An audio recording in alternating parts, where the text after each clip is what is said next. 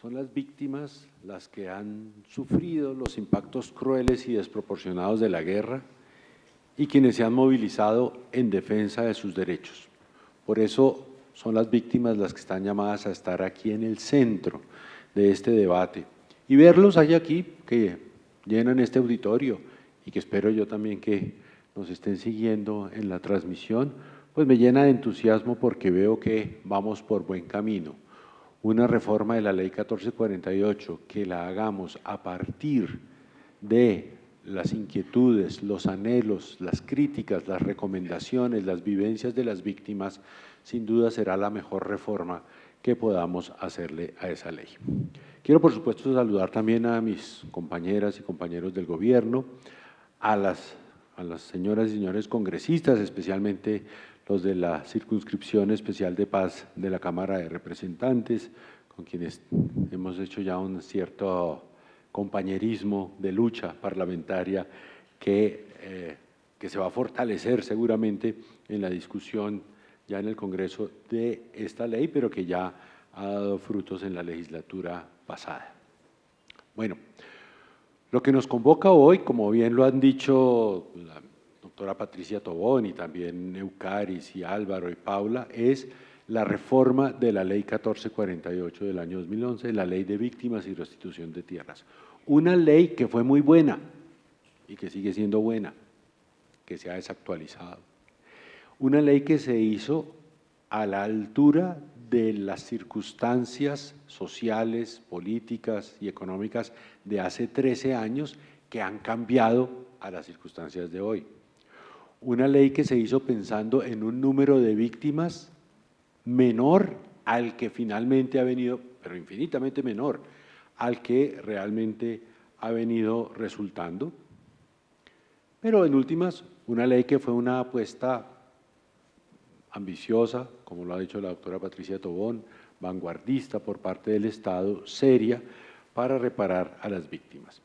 Yo mencionaría que lo que nos obliga o lo que nos convoca para reformar la ley son 4 cosas, ya mis compañeros las han mencionado, pero yo quisiera reiterarlas. Una es superar el estado de cosas inconstitucional que ya desde hace casi 20 años declaró la Corte Constitucional frente al desplazamiento forzado.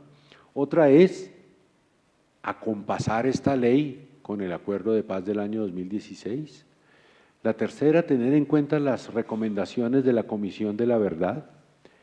Y la última, pero la más importante, recoger las voces de ustedes, de las víctimas, las de las organizaciones de víctimas, las de las mesas de víctimas y también las de las víctimas que no se han, digamos, organizado grupalmente, porque precisamente es ese el insumo que nos ha hecho pues constatar que la ley requiere actualización.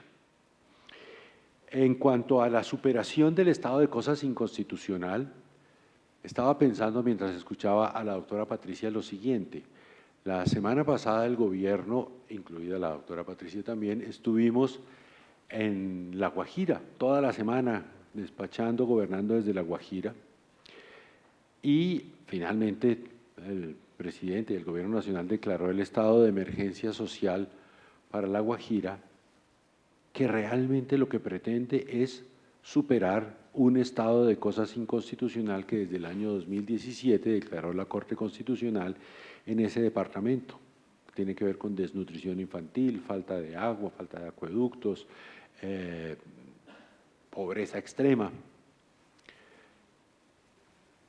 Si logramos, con esa emergencia económica y con otras medidas que se tomaron y que ya fueron anunciadas, superar ese estado de cosas inconstitucional, habremos hecho una muy buena gestión de gobierno allá en La Guajira.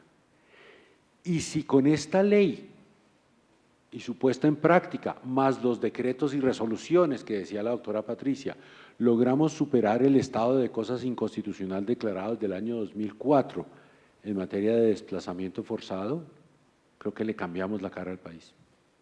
Ajustamos el país a la Constitución. Entonces, en ese sentido, digamos que, por supuesto, uno de los insumos para reformar esta ley es lo que nos ha venido diciendo la Corte Constitucional desde el año 2004 en esos numerosos muy enjundiosos y muy juiciosos autos que periódicamente expide en evaluación de cómo va la superación de ese estado de cosas inconstitucional. En cuanto al acuerdo de paz, quisiera mencionar algo interesante, es una experiencia personal, profesional, pero que creo que ustedes me excusarán que la mencione aquí. El acuerdo de paz dispone que que el Congreso de la República, que el Estado colombiano debe formular una política de reparación a las víctimas ambiciosa, acorde con lo allí pactado. El acuerdo de paz se firmó en el año 2016, algunos de sus aspectos se incorporaron a la Constitución en actos legislativos a lo largo del año 2017 y en algunas leyes, pero la ley 1448 no se había reformado.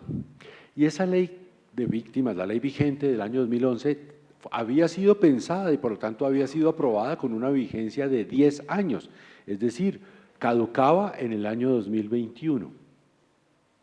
Bueno, pues quien les habla, en esa ocasión, como ciudadano, sin ningún cargo público, junto con otras personas, demandamos la inconstitucionalidad de esa fecha de vigencia de la ley, precisamente porque el acuerdo de paz que había sido incorporado a la Constitución imponía tener una mejor ley de víctimas, pero mientras esa ley no se tramitaba, y en las circunstancias políticas del gobierno pasado era impensable pensar en que se fuera a tramitar una ley de víctimas, el Estado colombiano no se podía quedar sin ley de víctimas y por lo tanto era inconstitucional. Yo sé que el razonamiento jurídico es heterodoxo, digámoslo así, era inconstitucional la fecha de caducidad o de fecha de pérdida de vigencia prevista en el año 2011 de 10 años y debía prorrogarse la vigencia de esa ley hasta cuando el Congreso hiciera una realmente acorde con el acuerdo de paz,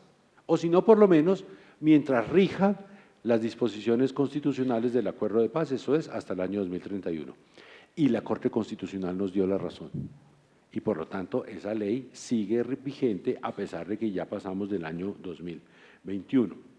Bien, pero además, digamos, de que eso nos pone en evidencia que el acuerdo de paz impone una mejor ley de víctimas a la 1448, pues articular toda esa política de paz y de reconciliación, esos mecanismos de justicia transicional que se idearon en el acuerdo de paz con la reparación a las víctimas es esencial.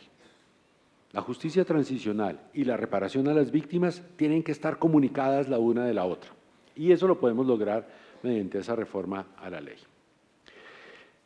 Lo tercero, el informe de la Comisión de la Verdad. Esta comisión, de la cual también hizo parte la doctora Patricia, en un esfuerzo monumental que incluyó las voces, experiencias y saberes de las víctimas del conflicto armado, buscó contribuir con su legado a responder o a dialogar sobre lo que nos ha pasado, cómo y por qué nos ha pasado. Y en ese proceso la comisión identificó diversos factores de persistencia del conflicto armado y propuso una serie de recomendaciones que buscan desarticular esos factores y contribuir a la no repetición. Una de esas recomendaciones, que está en el capítulo de hallazgos y recomendaciones, invita al Estado colombiano a ajustar la normativa de la ley para las víctimas, a hacer ajustes normativos, políticos e institucionales, por supuesto respetando el principio de no regresividad y apostando por una reparación integral, diferenciada y transformadora. Pero lo cuarto y lo más importante, las víctimas. Es omnipresente la presencia, perdón la redundancia, son omnipresentes las víctimas, en todo el país están, claro, es que pues en el censo es ya la tercera parte de la población, más o menos, perdón, la quinta parte de la población, más las no censadas, más sus familiares, pero sobre todo algo que creo que es muy importante, y es importante desde la sentencia del año 2004 de la Corte Constitucional que le dio voz a un sector de la sociedad que no había tenido voz, desde la Ley 1448, desde las dinámicas que ha tenido la política colombiana también, que es agruparse, hacer oír la voz, protestar, reclamar, contribuir también, por supuesto, a la construcción de soluciones colectivas. Esas instancias de participación y representación nos han reiterado con vehemencia en múltiples escenarios de resistencia y de movilización que es necesario fortalecer la política de atención y reparación integral a las víctimas. Hemos escuchado, sabemos el clamor que han expresado por la necesidad de adelantar un proceso de reforma. Han presentado propuestas para ello. Pues llegó el momento. Este es el gobierno y este Congreso y este momento político de nuestro país es el de hacer realidad esos anhelos, esas frustraciones, de acabar con esas frustraciones, de superarlas y de construir un nuevo panorama para las víctimas. Incluso escenarios como este indican esa forma de gobernar. Perfectamente, la doctora Patricia con sus asesores técnicos, pues sé que ya lo tiene adelantado, pero ha podido publicar un texto de proyecto de reforma de ley de las víctimas, lo publica en su página web 3-4 días y va y lo presenta al Congreso de la República. Esa no es la forma de gobernar de este gobierno. Queremos construir el articulado de la reforma con ustedes. Ustedes son la inspiración, ustedes las víctimas son la inspiración para construir esa reforma. Tenemos, sí, como lo ha dicho la doctora Patricia, unos puntos de partida en los que yo creo que estaríamos todos de acuerdo. No regresividad. No vamos a renunciar, no nos vamos a devolver, no vamos a retroceder en ninguno de los derechos, en ninguna de las conquistas que se han logrado en estos años, gracias a la ley 1448, por supuesto. Lo que la doctora Patricia ha dicho, estricta necesidad. Dado que la ley es buena, no vamos a proponer un texto de ley completamente nuevo, sino reformar aquellos aspectos que requieran actualizar la ley. Y en lo demás, la dejamos como está. Y en lo que no sea necesario modificar la ley, pues la política es novedosa, es nueva y se puede implementar por vía administrativa. Superar el estado de cosas inconstitucional, ya lo hemos mencionado, fortalecer el Sistema Nacional de Atención y Reparación a las Víctimas, articularlo con el Sistema Integral de Paz y ponernos serios con los recursos. Uno de los problemas de la ley de víctimas, lo habían dicho bien la doctora Patricia, es que está desfinanciada.